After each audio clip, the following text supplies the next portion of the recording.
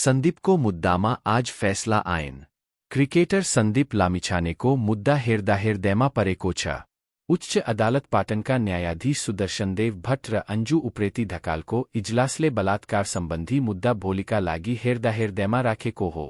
Cricketer Lamichhane जिल्ला अदालत काठमाडौं को फैसला उल्टियाई आफूलाई सफाई दिनुपर्ने माग गर्दै उच्च अदालत पाटन पुगेका थिए।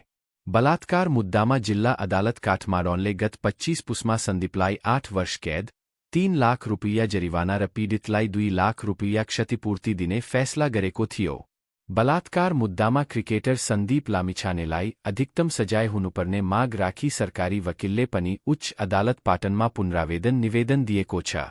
जिल्ला अदालत काठमाडौंले आफ्नो मागदाबी भन्दा कम सजाय तोकेको भन्दै सरकारी वकिल कार्यालयले लामिछानेलाई अधिकतम सजाय हुनुपर्ने माग गर्दै पुनरावेदन निवेदन दिएको थियो।